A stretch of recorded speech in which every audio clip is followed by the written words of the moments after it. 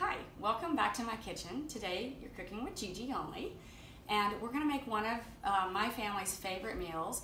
We're going to do a pan-seared tuna today with a coconut rice and a bok choy. So first of all, I'm going to show you how I made the coconut rice. So you just take either a basmati or a jasmine rice, and instead of cooking it with the water, you put coconut milk in it. So do the exact same measurements that you would for regular rice. The key is don't take the lid off and stir it while it's cooking or it'll get really sticky.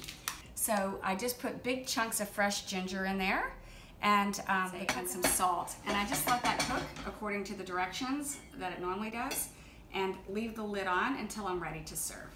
So now that we've done the coconut rice, we're going to saute the bok choy. So we're going to cut it down a little bit so it's not so big and bulky. And we're going to saute this in some garlic and some sesame oil mixed with olive oil. So over here we're going to heat a little bit of olive oil. And I love to cook with sesame oil, especially when I'm cooking something with an Asian influence. It gives it such a nice nutty flavor. So take your sesame oil, put some of that in there. We're going to place our bok choy in there. Maybe we'll put a little lid and let it steam down. So with our pan-seared tuna, we're going to serve some sauces with it. So one of them is going to be a wasabi. Easy to always have wasabi on hand by having this dried wasabi.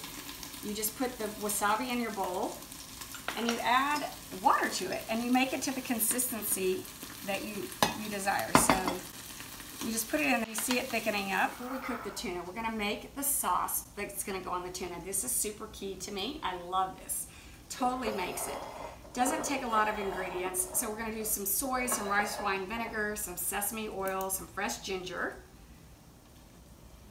So we're gonna just pour all these in a bowl. Sesame oil, soy, and the rice, you want a little bit more rice wine vinegar than anything.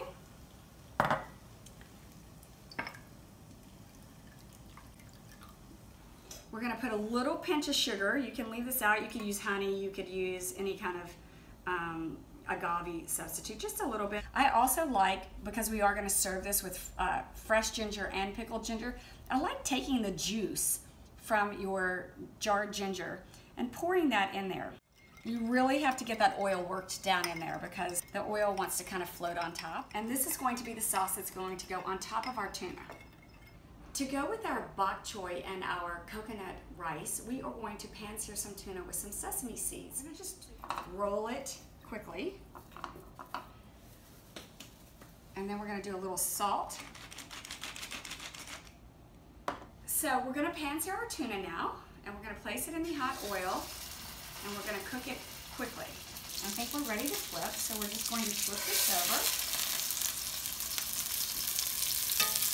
So I'm actually going to take this and actually put it right on the pan. I was going to put it on the board, but since I cut it, it's going to do that. We'll cook the rest later. And I'm going to show you how I serve it. So we have that, and we're going to spoon on our beautiful coconut rice. And then we're going to put some of this delicious bok choy right here. Make it look pretty. And then these are our accoutrements that I love. So we're going to do a little wasabi right here. I don't know about you, but I'm obsessed with hot red chili pepper sauce. So this is the garlic one. You could use sriracha. You could eliminate it. And then we have our pickled ginger. A little pile of that. I like a lot, so I'm going to put a lot because I'm going to pretend this is my plate. And then this is just, we're going to stir it again. Get the oil all mixed in. And we're just going to drizzle that on there. And then just for a little decorative, a little cilantro. And that is a beautiful, healthy, yummy dinner.